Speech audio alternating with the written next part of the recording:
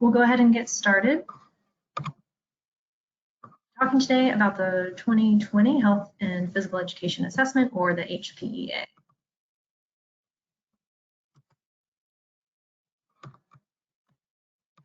Our agenda for today will give you an introduction, some background information about the test itself, some important upcoming dates, the general timeline of the assessment, and the responsibilities of the LEA-level contact, which is the folks on the call right now. We'll talk through the tools for planning for and administering the assessment, including Box, Survey Gizmo, and Click.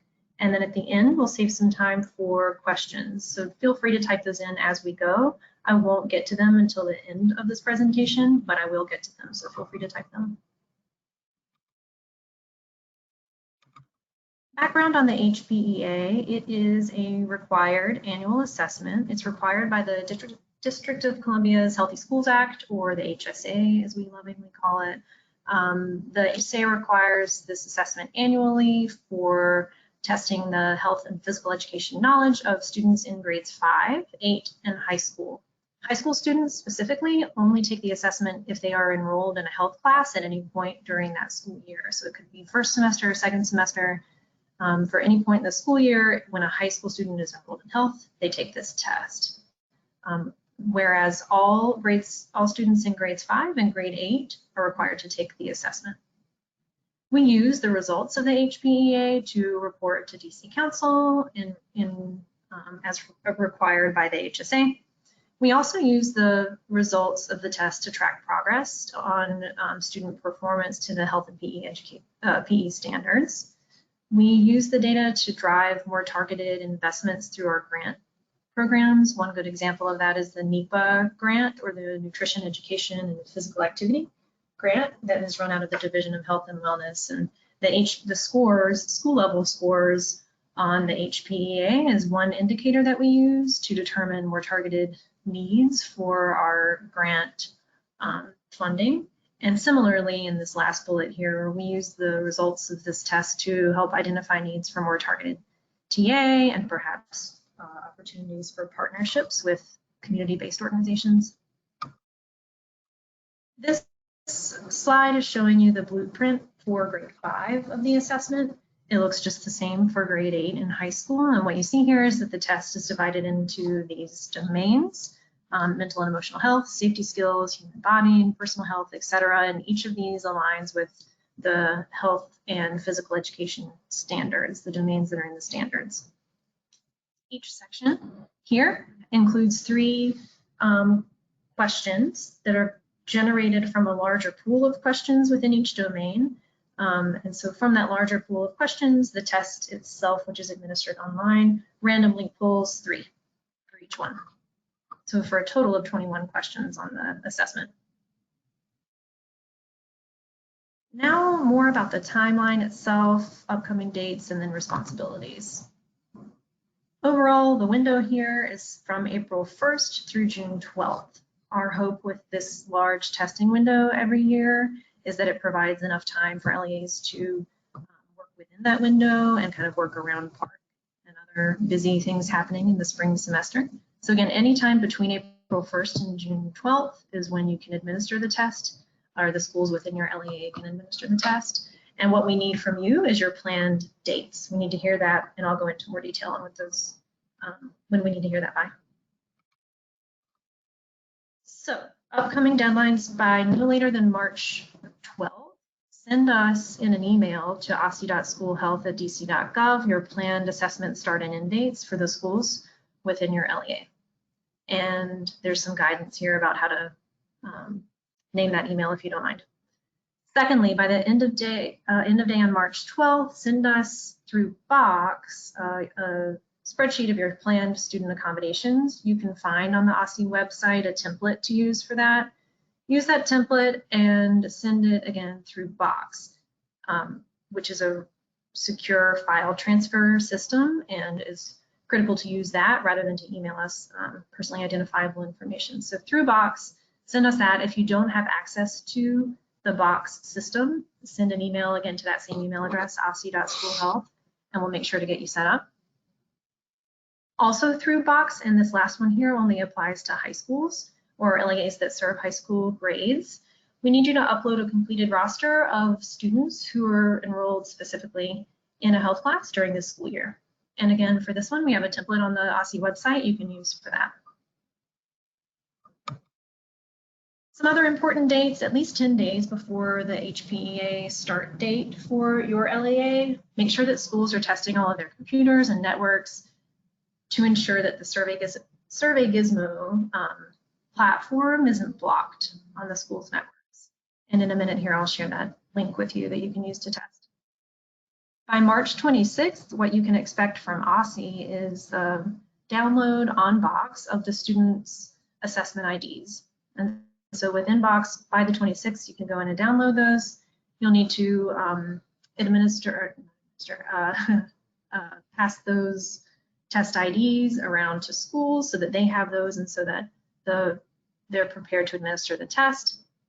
Make sure you're also sending out to schools the Proctor script, which we will have available on the website here by midweek next week.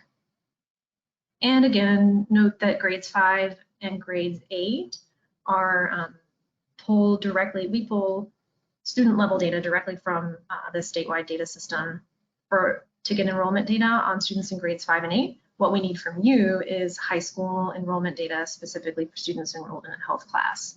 So on March 13th, what we're going to do is create a snapshot of students in grades 5 and 8. We will, by that point, also have from you students in high school, and we'll work to create those test IDs, again, that we turn around to you by March 26th inbox. And at least 5 days before students are taking the assessment, make sure that schools are sending home letters that offer parents the option to exempt their children from answering questions about sexual health.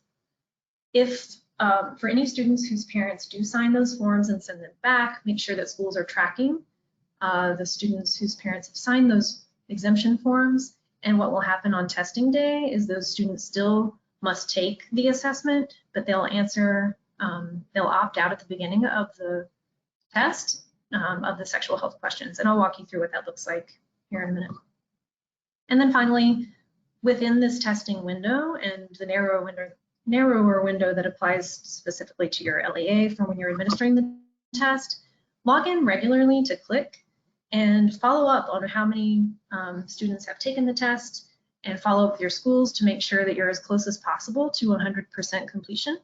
And you can do that, and I'll walk through what that looks like as well through Click.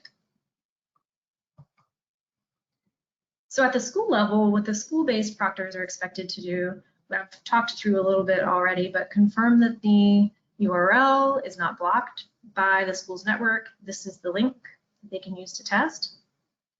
Make sure they're distributing the sexual health exemption letters and tracking receipt. School-based staff should be ensuring that the appropriate accommodations are available as needed for students. They should be confirming and communicating the dates and times with you, and obtaining, once you give them the test IDs, they will use those to pass out on the day of the test. And then they will use the assessment Proctor script, which I mentioned will be available on the OSSE website mid next week. This is a little blurb from the sexual health exemption letter. This letter is available to you on the OSSE website in 6 different languages. And so when schools get this letter template from you, what they can do, it's in Word format, and they can modify the date as you see circled in red here at the bottom. We provide it in Word for that reason, just so you can go in and put in the specific date for your school. So these are the letters that go out to families at least 5 days before the test. Okay, next, the specific tools that we're going to use for both planning the test, administering the assessment, and then reviewing results afterward. So as we prepare to administer the HPEA, we're going to be exchanging information primarily through Box, which I've mentioned, back and forth a bit through email whenever there's no personally identifiable information. Box is the system for that. If you don't have access to Box, send us an email, let us know. We can get you set up. Once we are administering the assessment, again, we're using Survey Gizmo for that. And then also while the assessment is being administered, make sure that you're monitoring participation rates through Click and helping with follow-up to make sure that we're getting as close to 100% as possible. And then lastly, you can review the assessment results after the test is done through Click. Those results are updated in almost real time. They're updated every day, I think by around 10 a.m. In Box, again, this is the link to that system, and if you don't have access, let me know. Right now, the points of contact who do have access are the LEA data managers and LEA assessment coordinators. They already have access to, excuse me, to the HPEA folder within Box. But if you're requesting access, I'm going to quickly walk you through what this will look like for you. So if you request access to Box, it will be granted, and then once you log in, you'll get a notification, as you see here outlined in this red box. Make sure that if you're just getting set up, you go into the notifications and hit confirm. And then once you're in, you'll notice, and if you've already used Box, you're pretty familiar with this layout, that there are folders that are named from your LEA to OSSE or from OSSE to your LEA.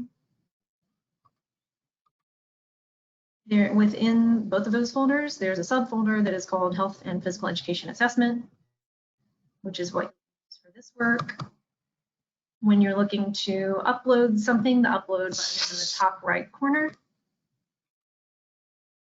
And there's some subfolders there that you'll click down, you drill down into to upload.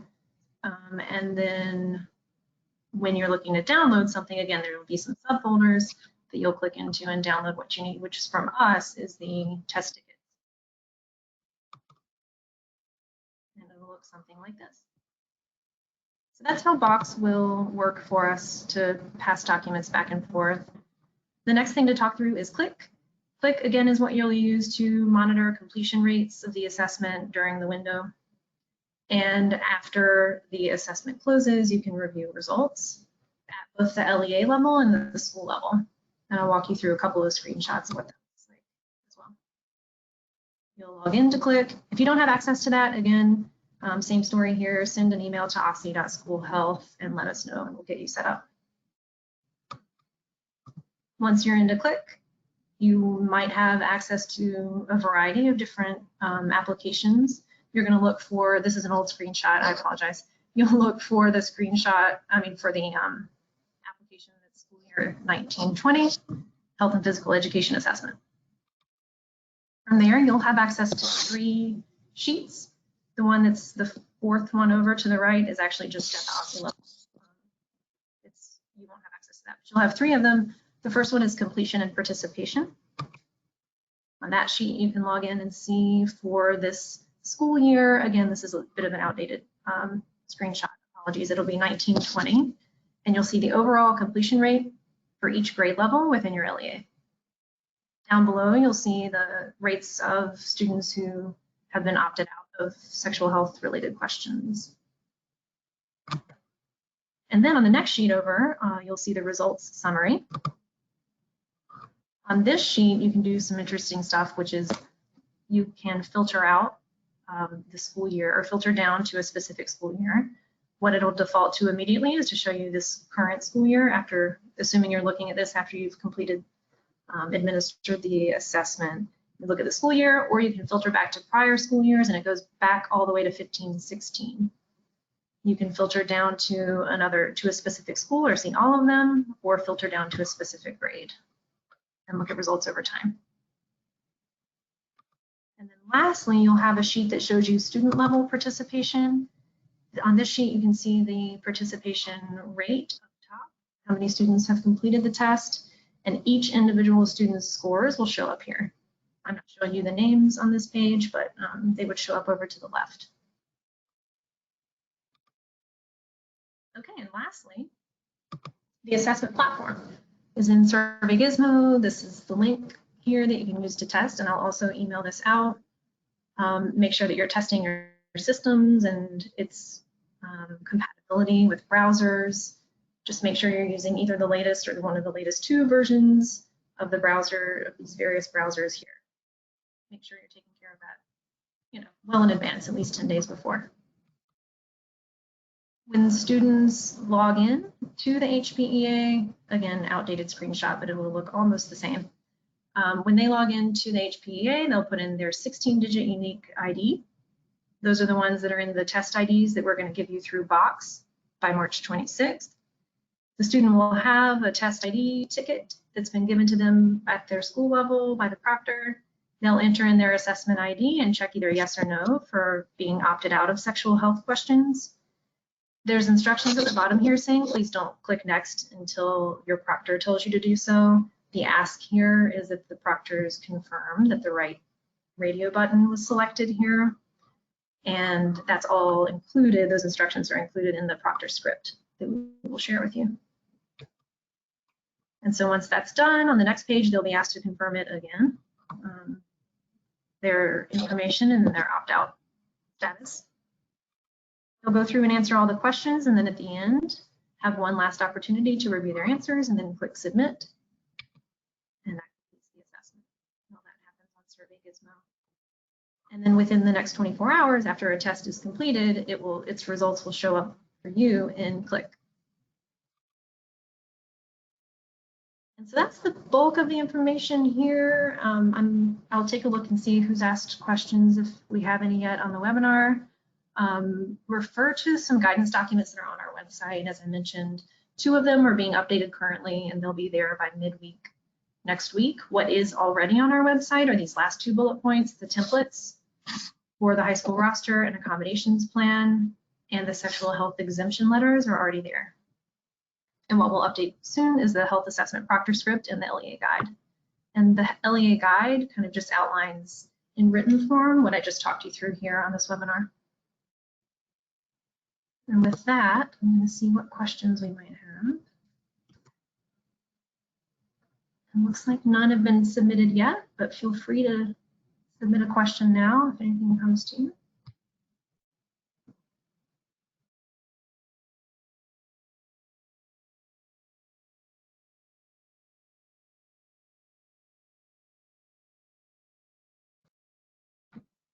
Okay, it looks like no questions. I think we can keep this webinar short and sweet. What we will do next is send out to all of you a reminder email later next week, I believe, I think on Thursday, of what you owe us by when, and also give you a heads up that these guides have been posted to the OSSE website. And thank you again so much for joining and for giving us your time. Reach out with any other questions that might come up at osse.schoolhealth@dc.gov. And it's great working with you. Thank you again.